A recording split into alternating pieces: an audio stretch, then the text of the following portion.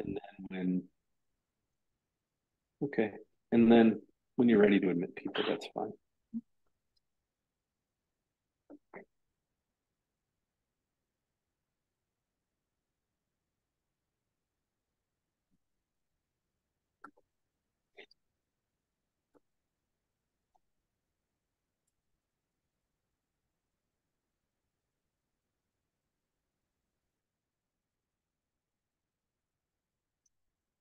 Hello, and thank you for joining us for the Black Hills AI webinar, Auto Users Workshop.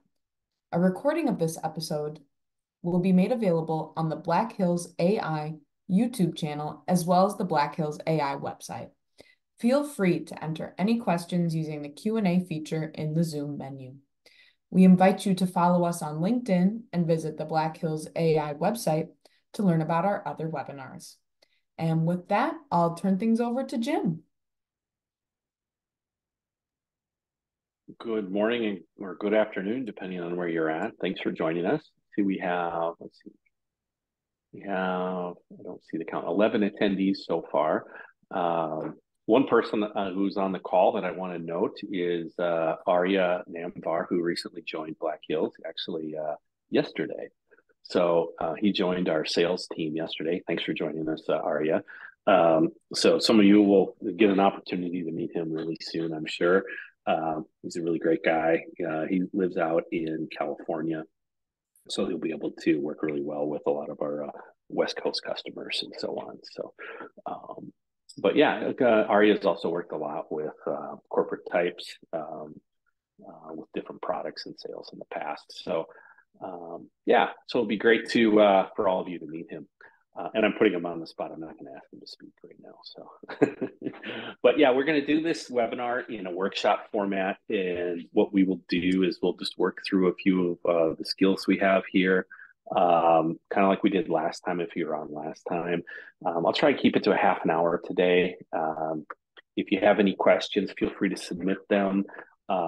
If I do have the ability to hit allow to talk, so if it's easier to have a conversation about it, just let me know or uh, let Sydney know. She'll be keeping an eye on the questions as well, so that yeah, we can just work through it. So, and if there's any particular issue you're having with the tool that you're using, or any issue you want to work through, we can do that together on here.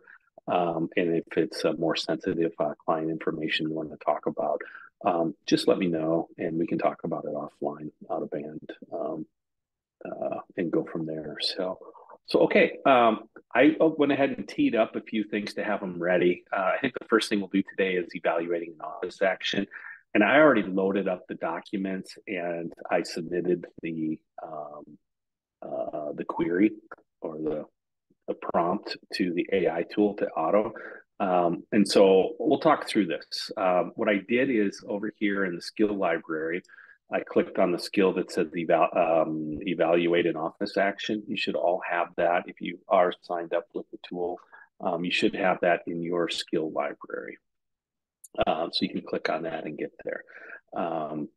And I also today I'll talk about an update that's coming very soon for the AI tool for Auto that I think you guys will really like.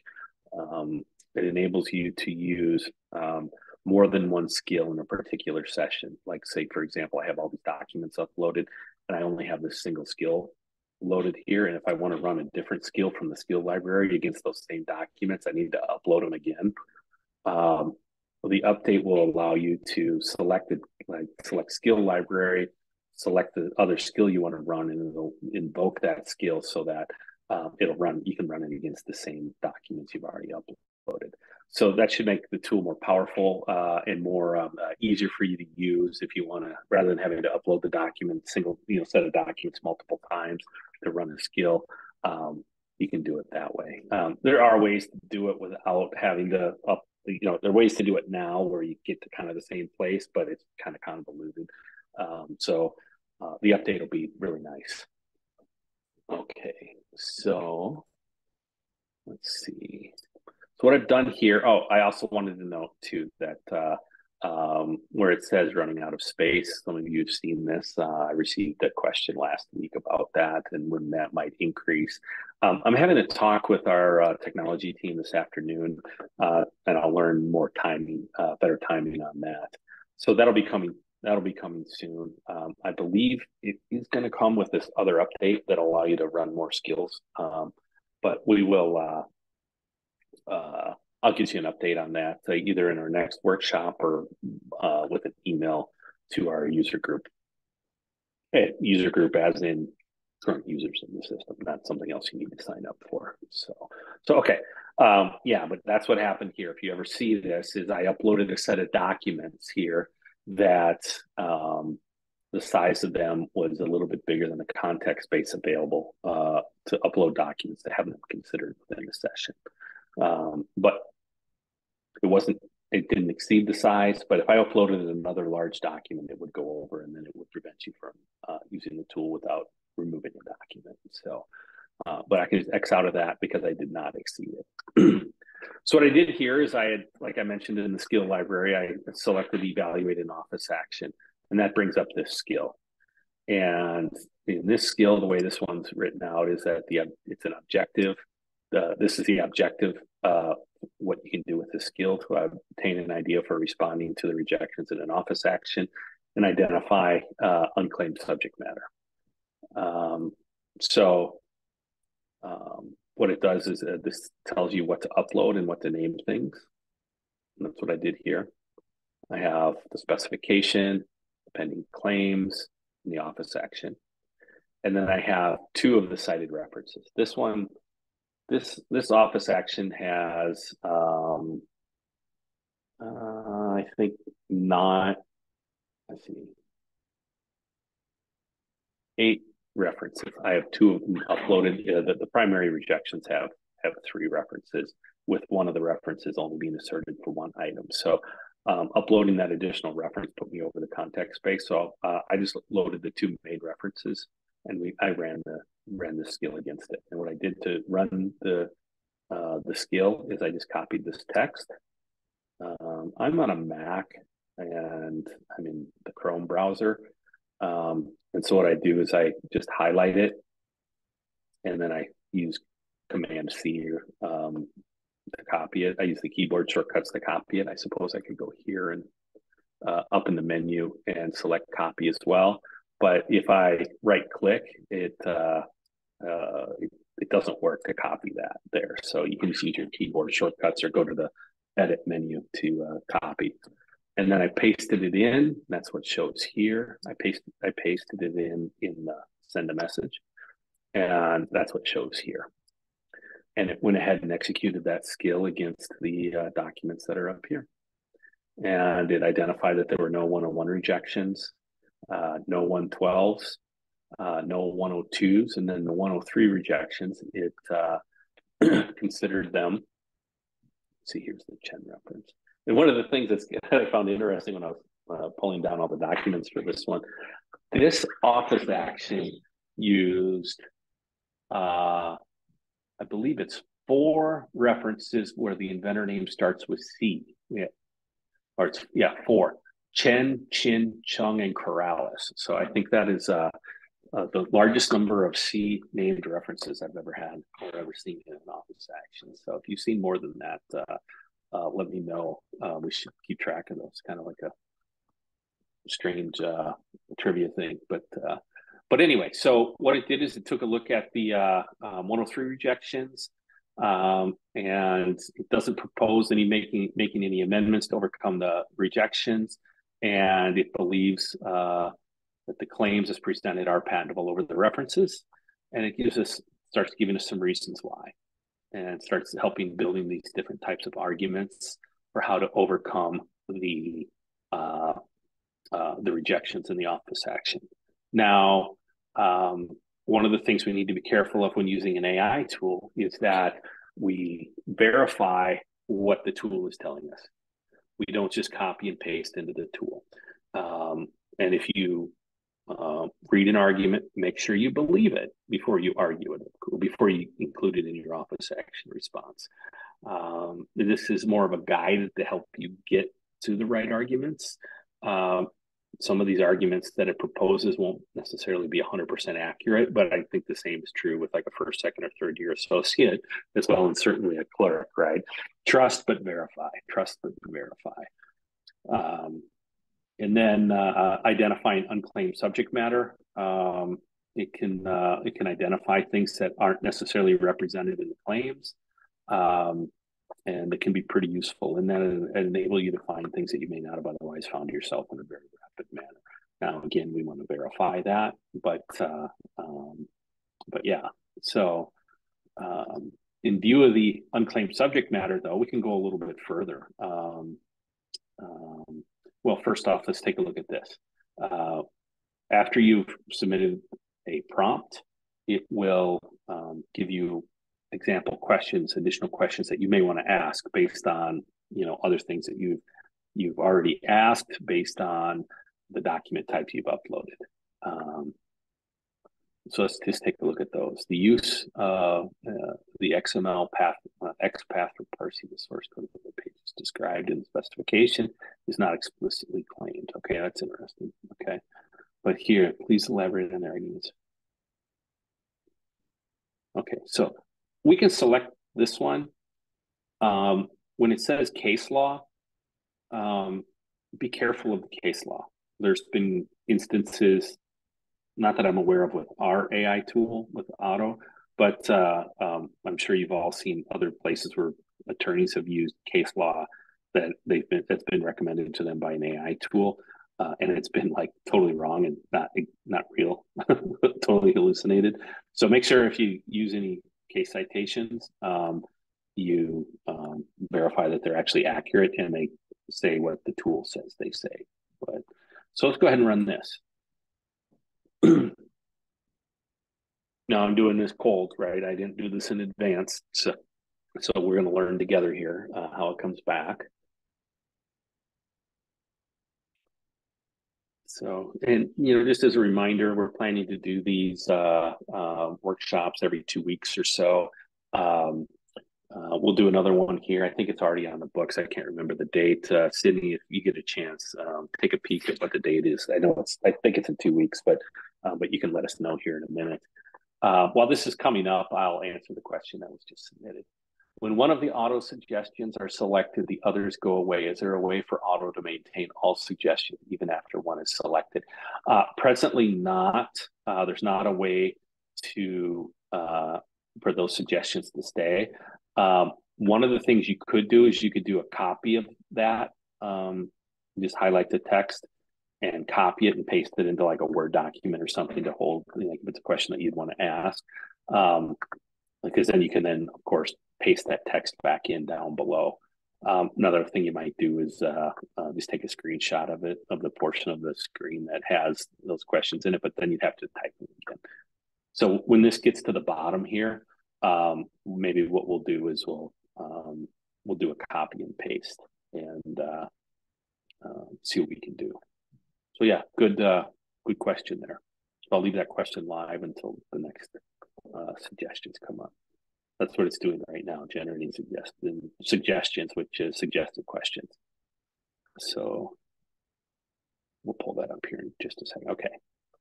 So if you do a copy, and then I can open a Word document or some other text-based document. You won't see this. You won't see that on my screen, but because I'm doing it in a different window than I'm sharing. But so yeah, so now I have these in a Word document, and I can come back and paste those back in a minute. So let's take a look. So the question or the prompt was to elaborate on the 103 arguments that were provided. For example, provide more details or case law to support them. So now there is a case here cited, so we can take a peek at that and see how it did. But yeah, provides more detail. I'm not going to read these for the veracity of them, but because this is a very case specific type thing. And what I did here is I took an old Apple case that dealt with user interfaces and just that's where I got these documents. I think the office action was from 2006. So, and I gave more details on the teaching away argument. Explains how the Bodish reference took a different approach. Yeah, that's interesting. Lacking the motivation to combine. Yeah, that's always the argument that we want to make, but examiners don't always agree, but rarely agree. So okay, so I can click here and use another suggestion or another one, but I copied all of those into a Word document and I can paste them in. Yeah, that's the same as this. Yeah, so that would work. I think that answers your question. That's a good way to do it. Yeah, I've had that same desire too. So anyway, so that'll I guess the answer to that question doesn't really matter at this point. But well, we'll let that come up, and then what I'll do is I'll ask it to. I'm going to mark your question answered, by the way. Yeah.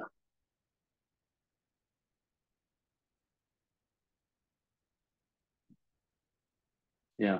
So this was this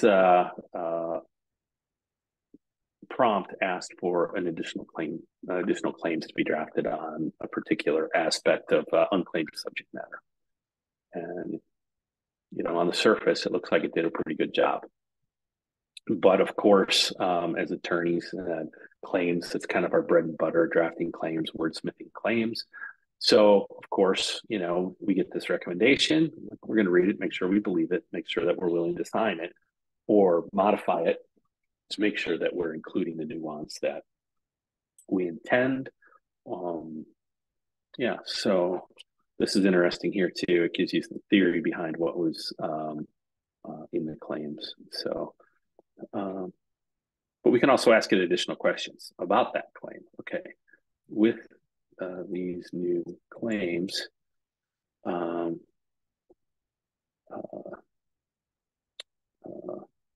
what do the Bodish and Hunt references, that figure typing,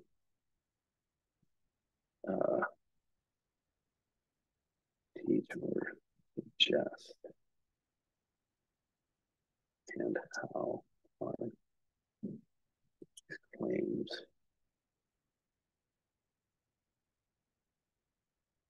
novel and non-obvious for references. Okay, so rather than doing all of the work ourselves to review the claims, we can start it by asking the tool. Okay, the tool drafted the claims. It must have an idea on why these are not taught or suggested by the references. So it's a good idea to get an idea of how novel and not obvious the claims are. At least use the tool to give you an idea of that. It'll give you pretty good approximation of it.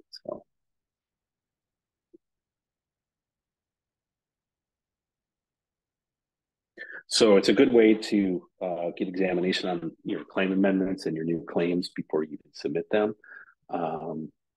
with a pretty informed source. That is, what's interesting about this is that the tool actually reads the references in their entirety, which while examiners, I think examiners, they do a pretty good job.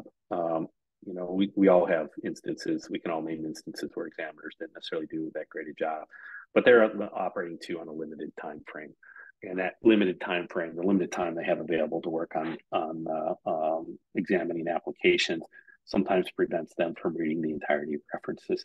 And I know the same is probably true for many of you, that reading an entire reference or taking into account the entirety of a reference takes a lot of time, and especially when you get one of these really long omnibus filings.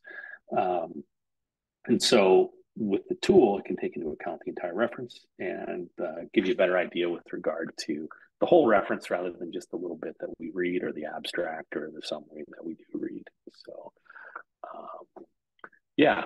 So this gave us an analysis of the claims in view of the cited references. And, seems fairly convincing. But there was something I wanted to check, though, up here. Sorry, I'm scrolling pretty fast. Okay. Let's just check this citation here. In Ray Gurley. That sounds right, but let's just see.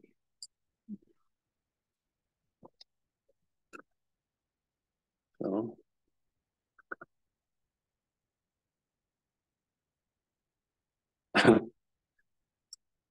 so we have, this is a case for Jim Carmichael, former PTAB judge. Let's see. Yeah, for the appellee. On our call? I don't believe so.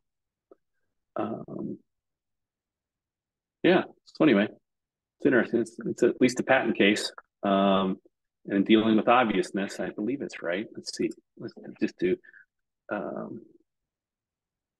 bet it's in the MPEP as well.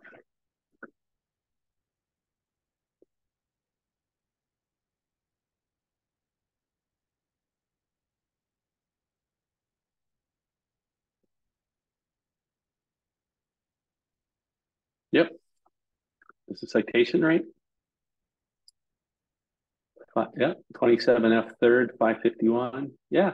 So it didn't hallucinate a case. It seems to deal with obviousness. So you might want to still verify the theory of the case and so on. But I think I'm convinced that it's pretty close and going to be helpful to move forward. So let's move on to another skill.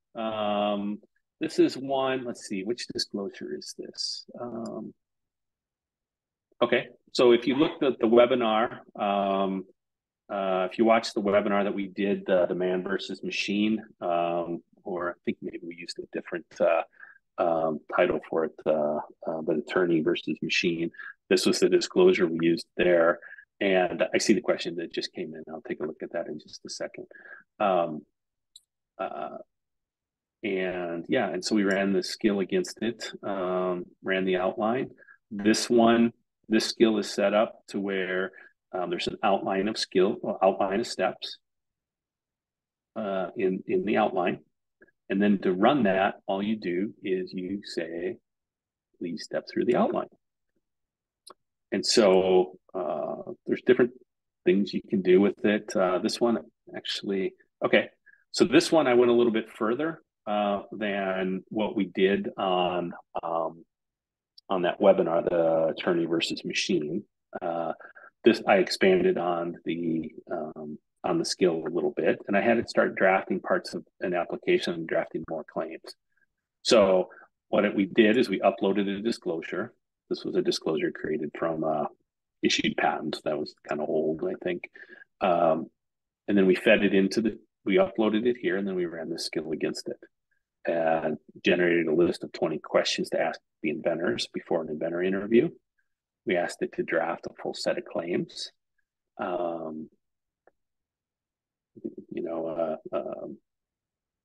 Method, article manufacturer, and system claims. And then based on the claims, we asked it to consider whether or not they're eligible under 101.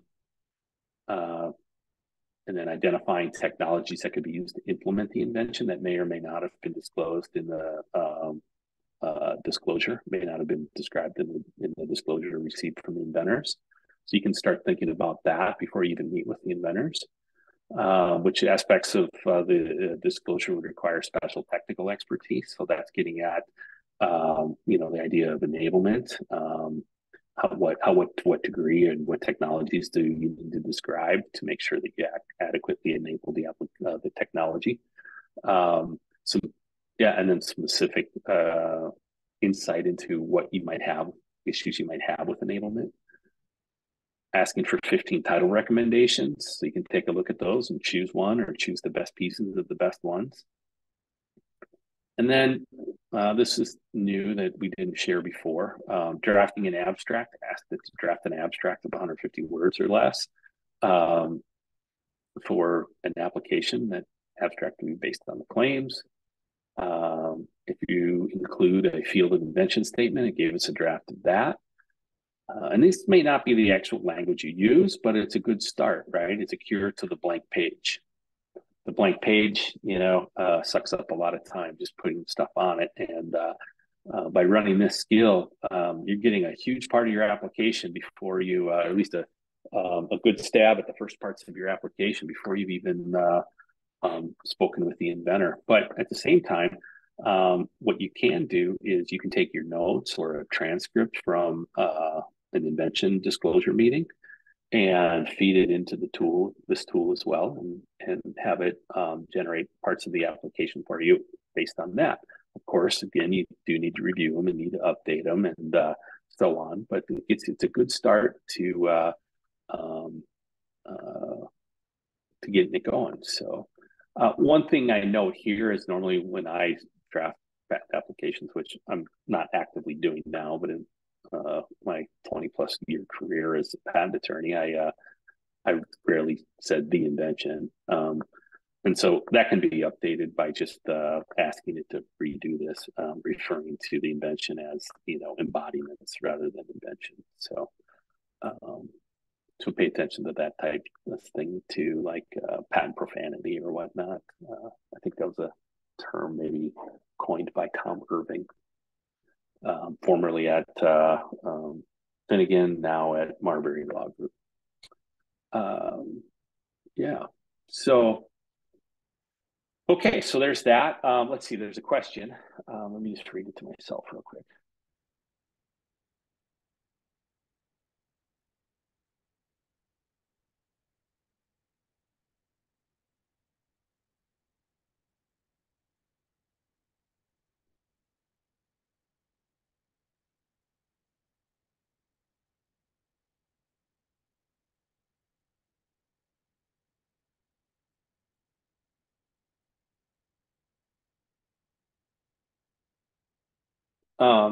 Yeah, so the question that I just read is kind of a long question, but um, so there was an issue where there was a technical element or an item that was described in a paragraph of a document that um, the auto was not fully recognizing, and it took some massaging of the tool to force it to recognize the item. Like you could say a processor, or choose a noun, right? And that's what it was. They wouldn't find it, even though the word was in there specifically. It sounds like, yeah, and that's we're aware that sometimes things like that happen. The question I have, maybe you can type, whoever submitted this, maybe you can type back, what type of document was it that you were searching? Was it a PDF, or was it just straight text? I've dug into these a few times, and what I found, let's see, okay, was it like a Word document? He said it was a text document.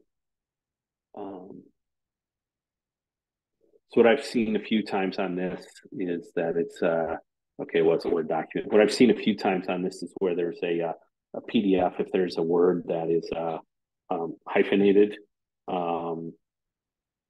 like I don't know, like a long word that would be hyphenated. Like if you said computer processor, maybe not even hyphenated, but a word or a noun that had two words in it, like a computer processor, and you ask if it had a computer processor, and the tool didn't find it, but it would find computer and it would find processor, but it wouldn't find computer processor. So this is a scenario that I'm getting here where it was a Word document, so that probably wouldn't have been the case. So what I'll do is I'll ask you if you could, why don't you send me an email, and we can set up a time to talk about this one. Shortly after this call would probably be good because I'm having to talk with our technology team this afternoon yet about this, and I can bring that issue up and have them dig into that specifically. So you can email me at jhallenbeck@blackhills.ai. Here, I'll type it right down here. Let's see.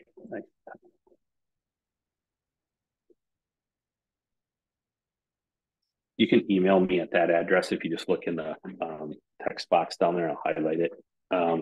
You can email me your question at that, and maybe we can talk briefly after this. And or if you're comfortable emailing me the document or the paragraph that was that issue, then I can take a look at it and talk to the tech team about it. So yeah, this is good. This is the type of thing that I want to hear in these workshops. So if you have challenges or there's errors or whatnot, yeah, feel free to bring those up here. Again, you can email them to me as well, or you can email them to support@Black Hills. Ooh, I'm sorry, typo. There you go. I forgot the S. Yeah, you can also email support@blackhills.ai as well. The blackhillsip.com address is still work too, but we're rebranding as blackhills.ai. Black Hills AI is a company. So, okay. Let's see. Is there another question here? There was one other question in the midst of all of them. Okay. Oh, after did I just close it out? Okay, we're done. Answered that one. Okay.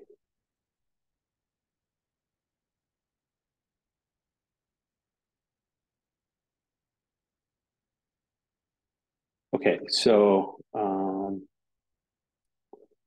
so the question is, do you recommend using this tool for confidential client matters or just on an experimental basis? If the former, what steps do you recommend for preserving confidentiality and privilege? Okay, so the tool is SOC 2 or SOC 2 Type 2 certified for privacy and security and all that. Okay.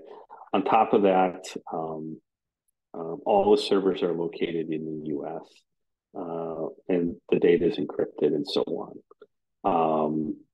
I can't see what you're doing. We can't see what you're doing. So your confidentiality is preserved.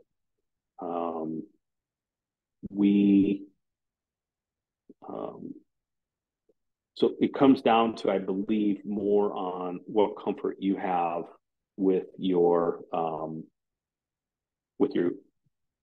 client confidential data.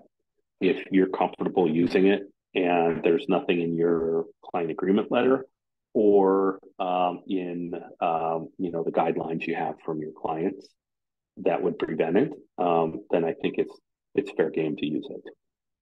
We have a number of customers that tell me that they're working on their client matters using this. I don't begin and ask them how confidential data they're submitting because that's not my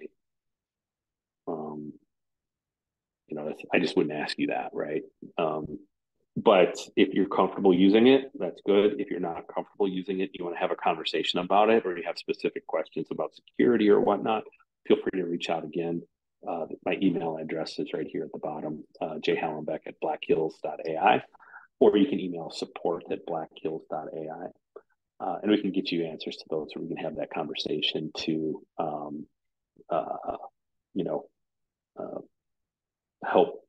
help you reach an informed decision for you and your clients. So, but do pay attention to your client guidelines. If they don't want you using AI, that's fine. But just remember that's with regard to that client. That's not necessarily all of your clients. So, so I think I answered that. Okay. Do you remember? That's done. Is it possible to upload our own section reporting templates to it? Yeah, okay. So office action reporting templates. Okay. So you'll see here, you'll see in your skills, I think this one is, yeah, this one should be out there. You should have it access to it in your skills library. It's office action reporting. Let's see, where's it at? I'm probably looking right at it. Here it is, this one right here. And I already have one that I queued up for that. Office action reporting letter, small client. And then I have the, whoops, I have an office action that's loaded up. So, and what this does is, here's your prompt. Please generate a draft report letter to the client based on the provided instructions and format. I don't know why it's a question mark there, but okay. So what you do is, this is what it does. It has the instructions on what to do. And then there's the template for the different parts of the reporting letter with optional portions and so on. And so then you can just feed in the prompt.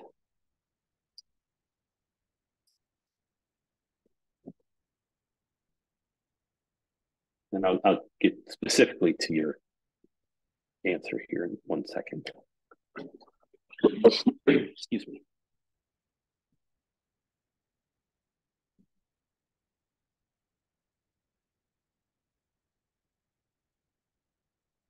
So it's generating a summary.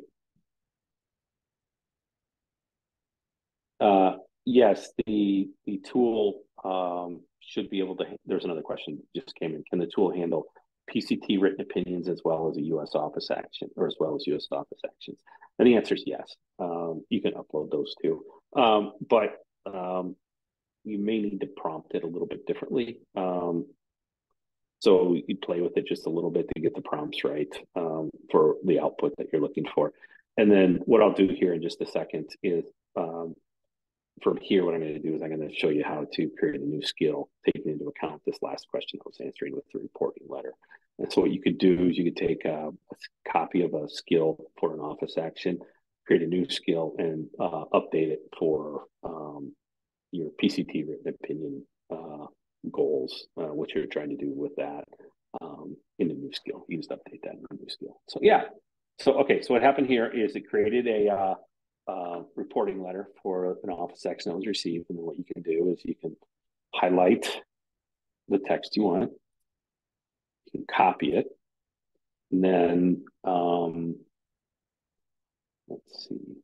I'm going to stop share for a minute and go into a Word document and share that. Okay,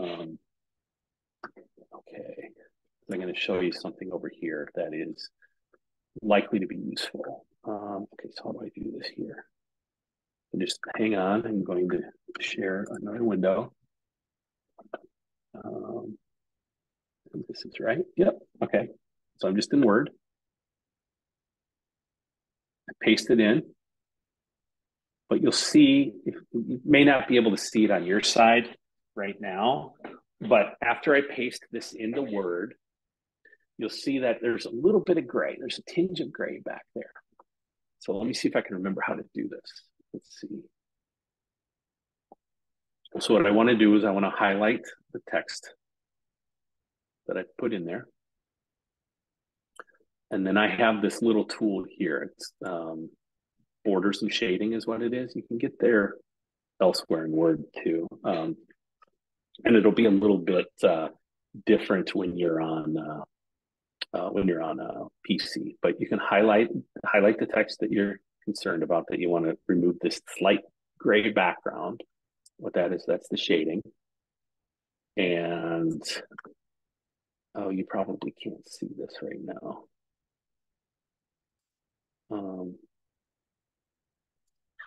Here, anyways.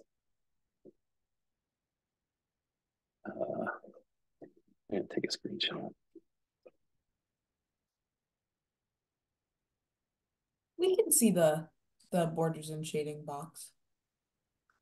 Oh, you can see the one that popped up? Yep. The gray one here? Yeah. Oh, okay. All right, very good.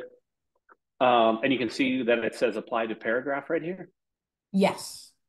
Yes. Oh, okay. Very good. Very good. Okay. All right. Fantastic. So if I select shading and I select no color, clear, then it's gone. So just to show you again, you can select your text, select borders and shading. Go to shading, you want no color, and you want clear. And you can actually, I think, yeah. And it goes away. It's all gone. So, okay. So that's the letter. That's a skill that creates a letter. So now let me stop sharing again. And I'm longer than I wanted to go today, but that's plenty fine. Let me go back to the screen share. I think it's this one. Yep. Okay. So what I'm going to do now, you wanted the question was, is it possible to upload your own office action reporting templates to the Auto tool? And so what I'm going to do is I'm going to copy this skill, copy the text out of this skill. Oops. Remember, you have to use your keyboard shortcuts to copy or go to edit and then copy. But I'm going to go over here to the skill library. Oops. Hold on, let me go here. All right, so I want to teach a skill. That's what I want to do. Okay, so when you click teach a skill,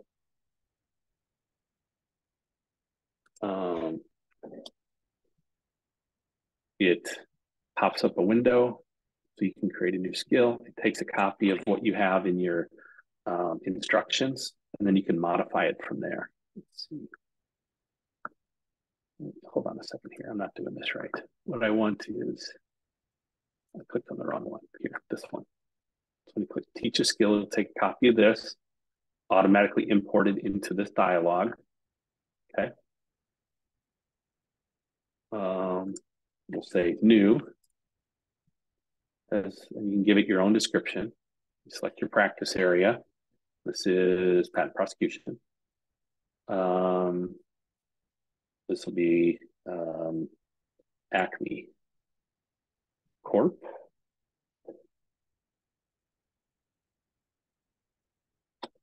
And then this we can change any of this. This is the general instructions on what to do. And then down here is the format. We'll say, we can change this. We can say Acme Corp office action received for application or inform you at Acme Corp. Okay, and then you can change other stuff all you want. I just want to show you how to do this real quick. Okay. And here we'll put our own.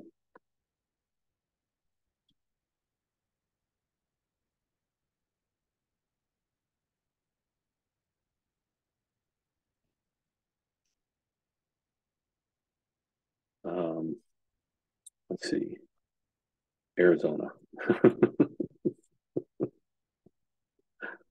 Hot city, Arizona. There we go. That's silly enough. Okay, we'll confirm that. That'll save it. Then we can go back to the skill library. We'll find it here somewhere. Here it is. It's right here. And if you want to go back in and edit it, you can click here. It'll come up. You can edit it some more. Make the change, hit confirm. If you want to invoke it, just click here. And then in here, then I'm going to need to upload an office action. I probably have one fairly handy here. Let me see if I can drop one in there real quick. Yeah, let's do this one.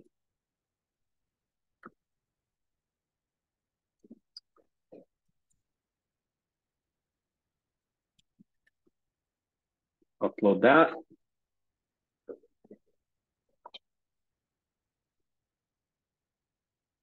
Thanks for the questions, by the way. That was a good one right there, because this is something I wanted to do for you as well, to show you how to create a new skill.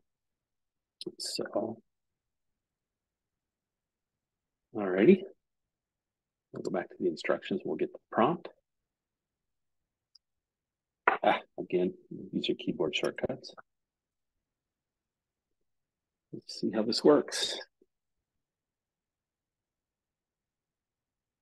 Oh, what did I do?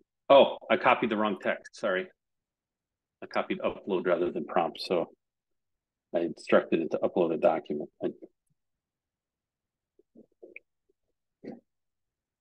you go. And you'll see it says the Acme Corp office action received. Yeah, so you can copy copy the skill like that and create one. You can also just create a skill from scratch by clicking teach skill, and you can delete all the text out of it and set it however you want.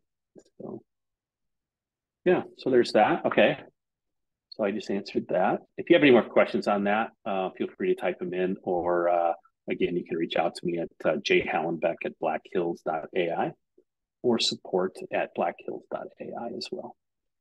Okay, so that's that. Yep, I already answered the PCP written opinion question as well, and showed you how to generate a new skill. If you just want to start here, you can just create a new project, which is just blank. You click teach a skill, and you just starts out completely blank. You don't need to eliminate it. This box here is interesting to share with team. When you're first working on a skill, you may not want to share it yet, but once you have a skill in the form that you want others to be able to use, others on your team to be able to use, you can click share with team, and it'll show up within their skill library here under all skills. But if you want to view just your skills that you created and not skills that other people shared with you, then you would just click on my skills.